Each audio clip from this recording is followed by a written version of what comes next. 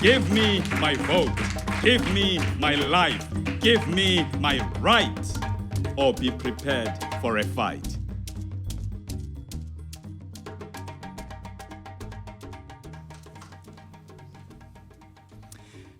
It is my privilege to stand before you and to dedicate a poetic rendition as I introduce none other than Chief Ndiweni. Inkosi, Nhlanhla Yamangwe Ndiweni, lo ongangendlovu wena uyisilo umkhulu wamangwe. Emkheswa, emdladla, umdladla odlamandla akhe enjola. Njola kamkheswa madanga endinisane kaThambo esethukase. Othwala besabe. Entazikwisela yasemangweni, elodunga kandaba, amalebo omfula, emadlodlongwane, ibuhlasi benkosi, ubuhlasi bendlunkulu. Elingwe limqongo, ilingwe lasemangweni, amangwe amqobo, imputhi yamahlathi, izizwe lezizwane. Ladies and gentlemen, let's put our hands together as we welcome to the podium none other than Chief Ndiweni.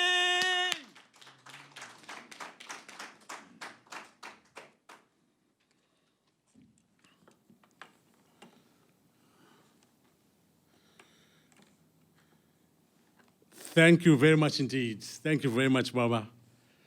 Thank you very much all for coming today. It is an honor, it is a privilege to be amongst you, particularly since we are in the midst of this COVID outbreak. So we have to acknowledge the deep sacrifice and the deep work that has gone into this whole setup. I must right at the outset extend a huge gratitude to the team that I'm working with. I do not come here as a singular person. I come here with a team that has traversed the globe within a very short space in time indeed. A team that has managed to obtain support from all over the globe. Once again, in a very, very short space of time. But once again, it is the fact that there is a simple message at heart. It is a basic message. When something is basic, when something is simple, when something is that idea, it is incredibly hard to debunk an idea which comes when the time is right. My right to vote is such a thing. It rolls off the tongue very easily. My right to vote, my right to vote, my right to vote. And indeed, it is a human right. Ladies and gentlemen, we're going to speak. Coming here to engage in a conversation with you, to get personal with you, to come into your living room, to come into your home, to come into your space, to have a deep and thorough conversation with you. Because we are touching something that makes a nation, something that develops a nation, something that is indeed the very foundation of every functioning democracy across the globe.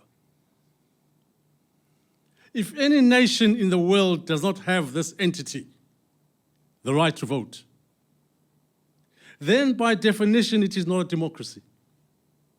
Forget it.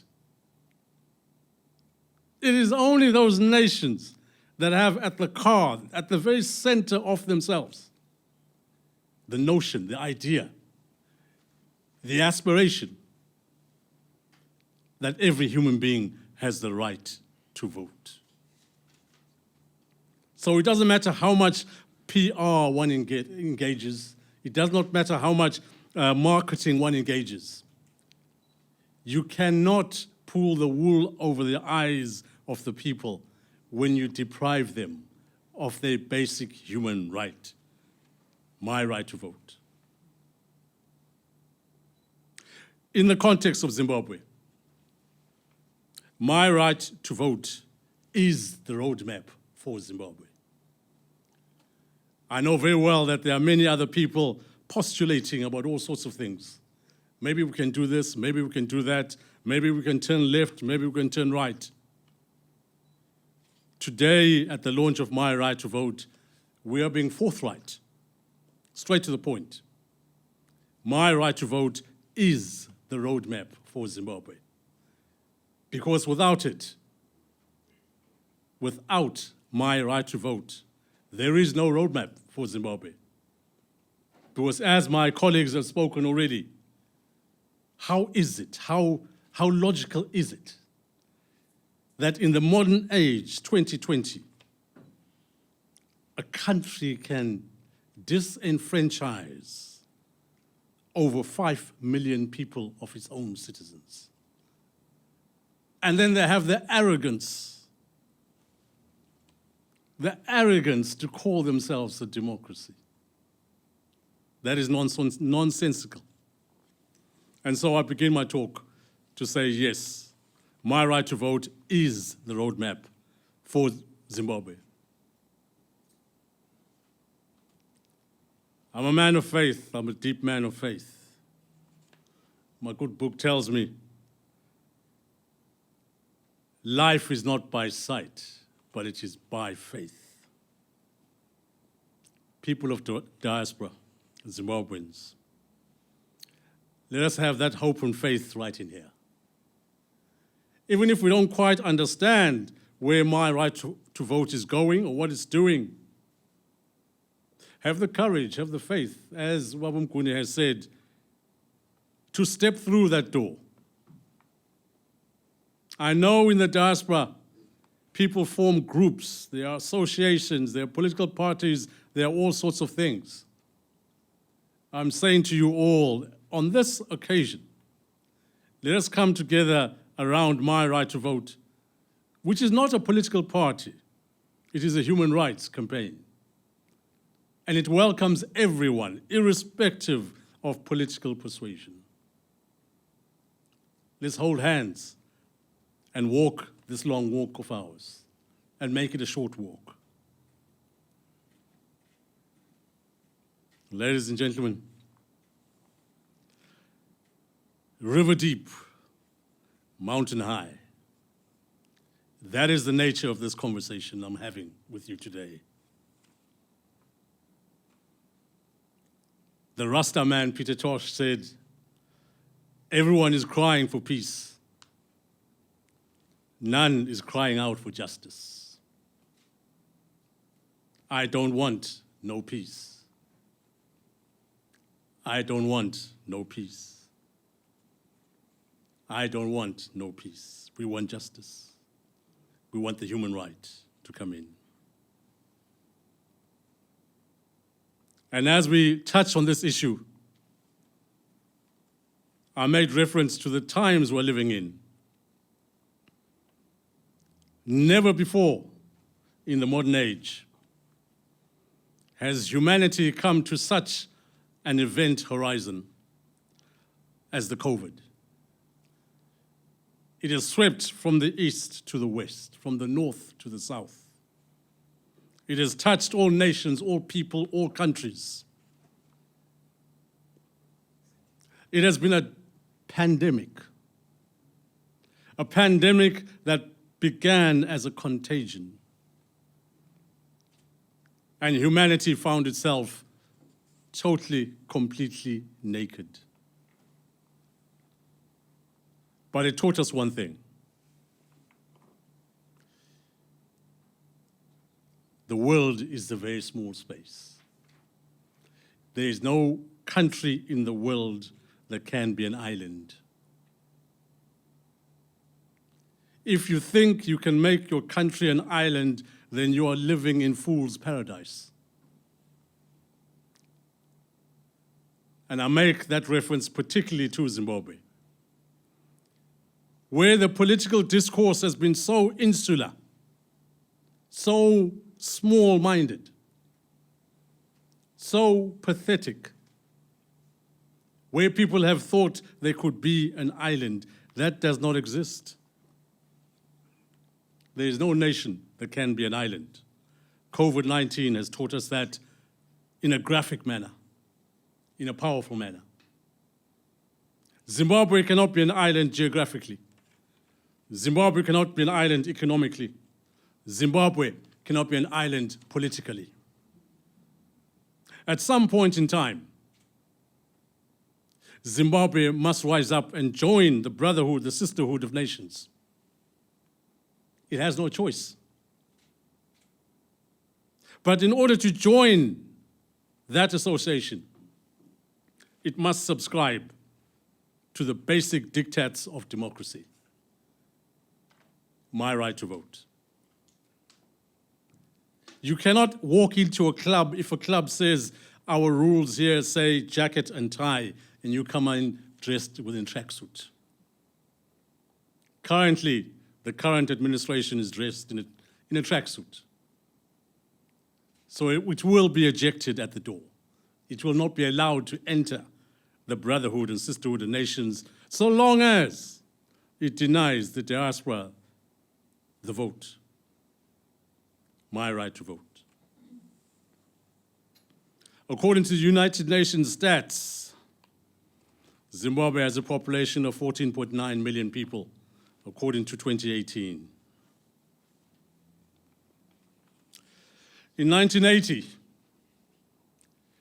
those who were on the voters' roll were 2,700,000. In 2008, those who were on the voters' roll were 5,900,000. In 2013, those who were on the voters' roll were 3,900,000. In 2018, those on the voters' roll were 4.8 million. All these figures are estimates. They are estimates from the United Nations purely because the current administration in Zimbabwe cannot keep records, does not have an ability to keep records, lacks transparency, cannot furnish the biggest organization on this planet with basic figures. Hence, they are estimates. But the estimates speak out to us in a bold way. If a country has 14,900,000 and only 4,800,000 voted, where are the other 10,100,000? And so it's a reasonable estimate, it's a reasonable guesstimate to say the diaspora has 5 million plus voters who were denied the vote.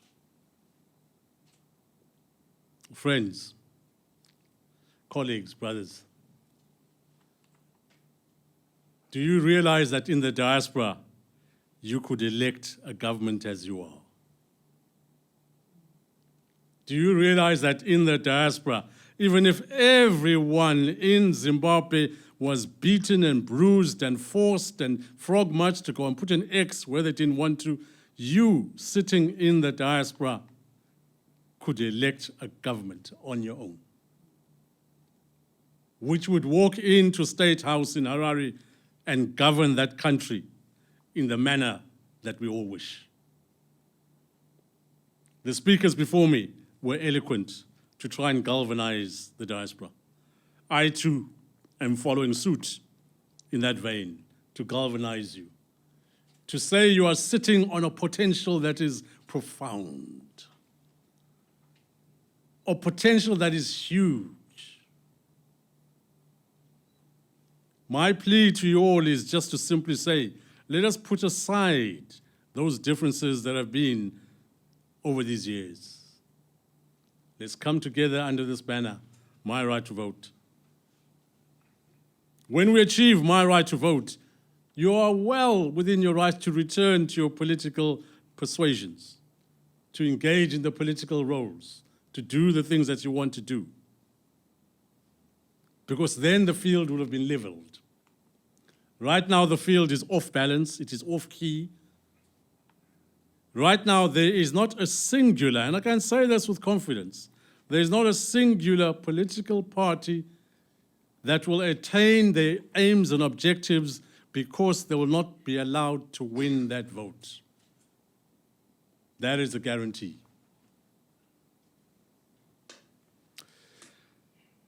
The legal status of voting. Your right to vote in the diaspora has already been signed in the United Nations. It has already been signed in the African Union. It has already been signed in the Zimbabwean Electoral Act. All of these institutions tell you straight away that you are allowed to vote. And yet here we are.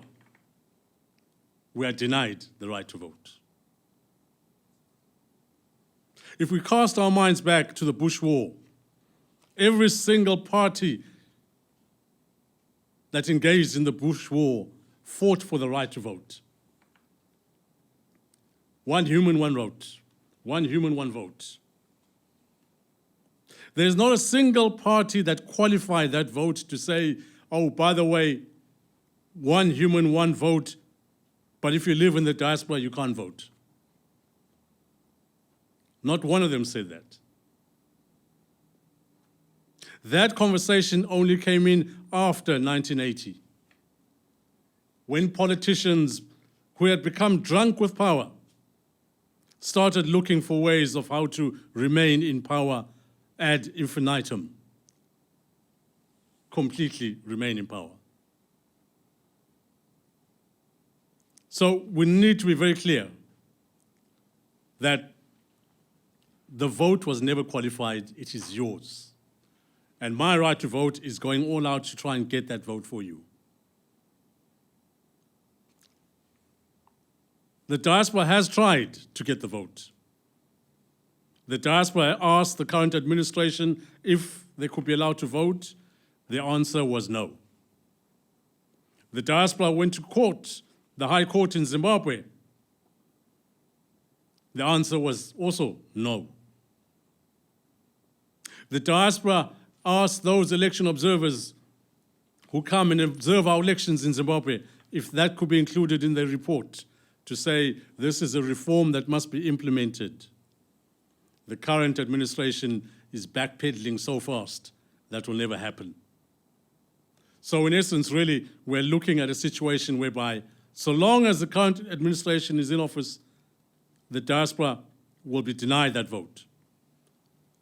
And so for us as My Right to Vote, that is why at the outset I said it is the roadmap for Zimbabwe. We are going out there to garner that support. We're going out there to achieve that support so that we can do things our way. The previous speakers touched on the date today, which is the 12th of September. And yes, 130 years ago, the 12th of September, 1890, Cecil John Rhodes' column arrived at Fort Salisbury, which was Salisbury at the time and now is Harare. In the morning of the following day, on the 13th at 9 a.m., the Union Jack was raised over Fort Salisbury. And that was annexed as part of the colonial empire. So it is an ominous day for us that today we find ourselves launching this organization here. For us, we're saying it is a good omen because we're starting afresh. We're doing things. My Right to Vote, good people, is independent. It is an independent organization. It is an independent human rights organization. My Right to Vote is not part of the Zimbabwean Election Commission, is not part of ZEC. My Right to Vote is not part of the current administration in Zimbabwe. It is independent of the administration in Zimbabwe. My Right to Vote will compile a register of voters in the whole of the diaspora. We're chasing after 5 million votes. That is our target. That is what we want to do. My right to vote will facilitate elections in the diaspora. My right to vote will facilitate referendums in the diaspora. My right to vote will announce the results of all of those plebiscites when the results are up. My right to vote will not share data, personal data, with the Zimbabwean Election Commission or the current administration in Harare. My right to vote is an organization that has been set up, headquartered here in London. It will be audited, monitored, and assessed here in London by international institutions to make sure that it conforms with what is credible. It is this credibility that forces us not to associate with ZEC, the Zimbabwean Election Commission, a commission that has been roundly, globally denounced as not fit for purpose. So we cannot be associated with that. My right to vote will generate an electronic register of all the diaspora. So when you register, it will go in electronically. From your smartphone, from your laptop, from your computer. That is how we are going to work. Likewise, the election process itself will be done electronically so that it goes through in that particular way. As I was saying earlier on, my right to vote is the roadmap for Zimbabwe. I know there are many conversations about how the roadmap for Zimbabwe should look. But we're saying to you today, good people know it and accept it, that my right to vote is the roadmap. Good people know it and understand it, that my right to vote is the roadmap to Zimbabwe. And because of the impasse, because of the blockages that are before us, and because of the acceptance that the current administration will not give way for a proper election process in the diaspora, we are saying that the roadmap for Zimbabwe leads one way and only one way. That is to a transitional administration. Let me say that again, just because people may not have heard me clearly. My right to vote is on the roadmap, and that roadmap leads only to one way. That is a transitional administration in Zimbabwe. That is the only credible institution that will enable people in the diaspora to vote. The roadmap of Zimbabwe does not lead to a government of national unity. That process failed. The roadmap for Zimbabwe does not lead to Pollard. That process has also failed. The roadmap to Zimbabwe does not lead to a useless dialogue within Zimbabwe. That has only failed.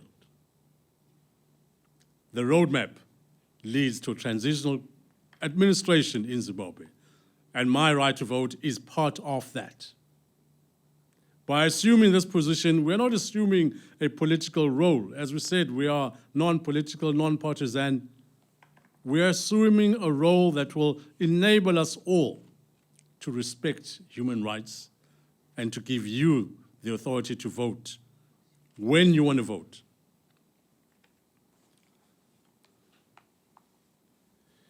My right to vote comes at an opportune moment. It is the first organization that can translate the social media dialogue that has happened into reality on the ground. So when we are talking about hashtag Zimbabwe Lives Matter, that was a powerful, powerful campaign. What was lacking was the engine, the facilitator, to make those changes on the ground. My right to vote is poised at the right time to make that happen. Because when you go in, and yes, I must applaud Zimbabweans and non-Zimbabweans who supported and continue to support the hashtag Zimbabwean Lives Matter. I'll throw something towards you and say, also translate that into a MyRight2Vote registration. Because then you'll be translating social campaign into practicalities on the ground, whereby you can effect what you wish for. It will achieve the diaspora vote. It will achieve those issues that we want to bring in.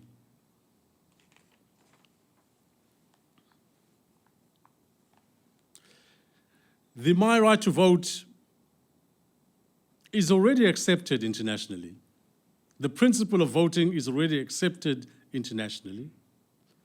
The international world at large, through a number of documentations and observances reports and all those things, already has accepted that the diaspora must be given a vote.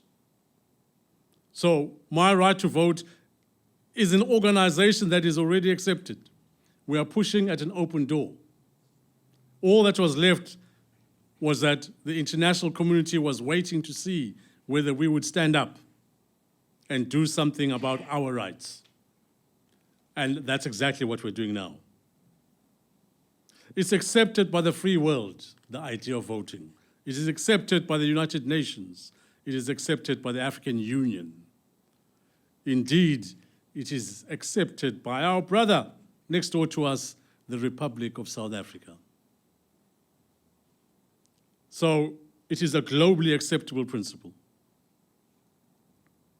MyRight2Vote brings many things to the people in the diaspora. The civil rights campaigner Malcolm X said, you cannot get civil rights if you don't have human rights. You cannot get civil rights if you don't have human rights. It is a powerful statement. It is one that should focus our minds to say, if we are chasing after this MyRight2Vote, others before us have already enunciated it to say how you go about that whole thing. For you in the diaspora, you sitting there who's been working shifts, working day and night, doing all sorts of things, what does this MyRight2Vote do for you? Well, we want to push your agenda. Those civil rights issues, like if your passport runs out, we're saying you should get a new passport in 5 working days. If your ID is lost or it's gone, you should get one within 5 working days. None of this waiting for paperwork to send back to Harare and come back and forth, back and forth. No. If you want a long birth certificate, you should have one in 5 working days.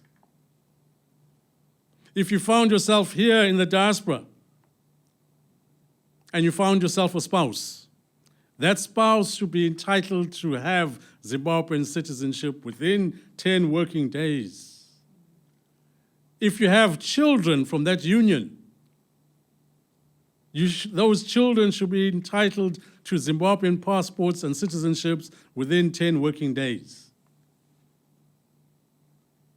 If you're flying back to Zimbabwe and you've got your luggage there with you, no customs officer should come near you.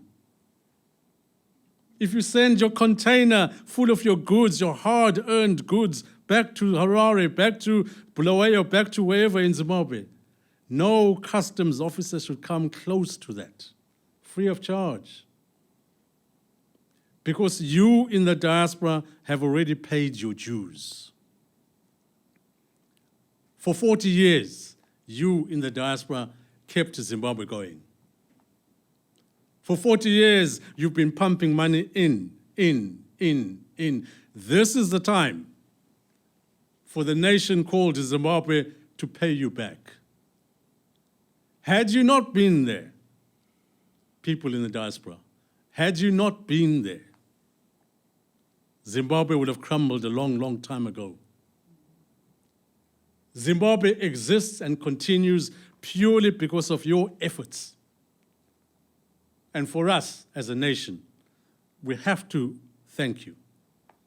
We have to do something that shows our gratitude towards you Because for myself, who was here for nearly 28 years, I know the hardships you go through. I know that the shift pattern of work rules your day every single day. It's been a hard slog, and it continues to be a hard slog. So all of these things, My Right to Vote will be going out to fight for you. And really, with the My Right to Vote, if we take it from a broader spectrum, 5 million of you plus,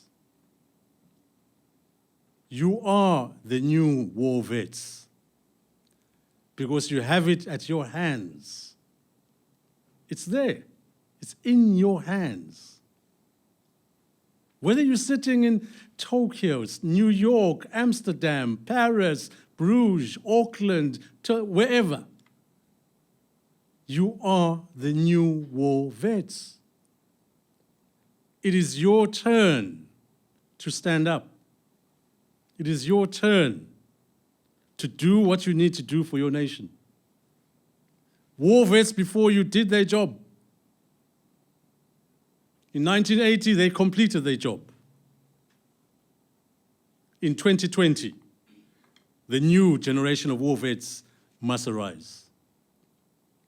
And they arise in a new manner, in a new battle, in a new challenge. A challenge that is being spearheaded by My Right to Vote. The electronic process we are talking about will take you only possibly 2 minutes of your time to register. You are sitting on a bus, you are sitting on a tube, you are sitting in a car, you are driving about, you are sitting in a restaurant, you are having your tea break at work. It will take you 2 minutes to register with My Right to Vote. And in doing that simple act, you become a war vet, the modern age one, who can do things. Looking forward, I would say to my colleagues in the diplomatic arena, friends of ours in the international arena, continue to work with and to support My Right to Vote. I'll say it again to them, continue to craft the roadmap for Zimbabwe with My Right to Vote and the diaspora. Indeed, I would say to them once again, continue to strategize so that we may have a summit that will chart the roadmap for Zimbabwe, leading to a transitional authority. I would say to those same colleagues and friends in the diplomatic world and the international arena, continue to work with My Right to Vote so that we attain good governance, transparency, accountability, that everything that we do as My Right to Vote is audited so that we have the necessary credence amongst all nations. I would say once again to those diplomatic corps and our friends in the diaspora to say, continue working with us so that we may galvanize the Zimbabwean diaspora, so that the Zimbabwean diaspora may assist us in all that we do, and that the organization will grow very quickly indeed. I would say to the public, to those in the diaspora, keep a lookout. Follow us on the media. Follow us on our social media handles, Twitter, Facebook, YouTube. Keep an eye out open for that, because shortly we will be able to produce to you the methodology of how you can register with My Right to Vote. We are evolving very, very fast indeed. The workload has been heavy, so I would implore those in the diaspora to keep a lookout for that. I would implore those in the diaspora, Zimbabweans there, to take ownership of My Right to Vote. Take ownership of it. This is your thing. Do not think for a second that just because you see Chief Ndiweni here, it's Chief Ndiweni's thing. It is not. My colleague Ubaba Mnguni said it very clearly indeed. It belongs to you. It is your thing. It is your baby. That country called Zimbabwe is now a teenager. That country called Zimbabwe produced some, what you call, born free. I remember that term, born free. The born free now have children of their own. They never tested freedom. The born free never experienced that freedom you were talking about. So it is yours. Take ownership of it. Drive it forward. Myself and the team and the whole organization, MyRight2Vote, we are here for you. We wish to facilitate this thing for you. We wish to work with you for you so that we can achieve this goal. In my hearts of hearts, when you see me standing here and talking and the likes, I am a traditional man. I'm a man of faith. My heart is happiest when I'm there in my place in Ndweni. When I'm looking at my cows and working my cows. There will be those who are eloquent, those who are studious, those who are educated, those who have the experience to run governments. I merely wish to see this country of ours called Zimbabwe rise up and take its place amongst the other nations. Take its place amongst the other nations. I have on purpose chosen not to delve into what is wrong in Zimbabwe currently because that would take me 10 years of speaking. I don't have 10 years to speak with you. I have chosen rather to introduce this new organization so that we know where we're going. In Zimbabwe, I will say to all the political parties, every single political party, come and work with MyRight2Vote. You are most welcome. The door will not be closed to any of you.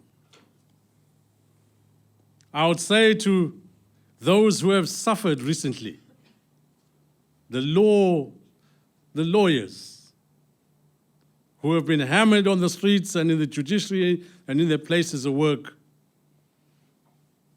come and join MyRight2Vote. Likewise, I'll extend the invitation to the journalists and the medias. I'll extend our invitation to the doctors, to the nurses. I'll extend our invitation to the teachers, to the civil servants. I'll extend our invitation to the students and the traditional leaders. I'll extend our invitation to the informal sectors, the farmers and the youths. Encourage your friends and your brothers and your sisters in the diaspora to register with MyRight2Vote. Because in each and every one of your particular situations, it will help you. It will assist you. To date, you have all done the best you can in Zimbabwe. The political space has shrunk right down to zero. It would be foolishness and madness for us in the diaspora to still wish that you would rise up. Rise up into what? You are hungry. You are tired. You've been pushed into jail. You've been beaten up. You've been raped. All manner of things have happened to you. We are saying now is the time that the next time you speak to your friends, to your relatives abroad, encourage them to register with MyRight2Vote. And let us see what the new war vets can do for you. They will give you back your country. Thank you very much indeed. Give me my vote. Give me my life. Give me my right. Or be prepared for a fight.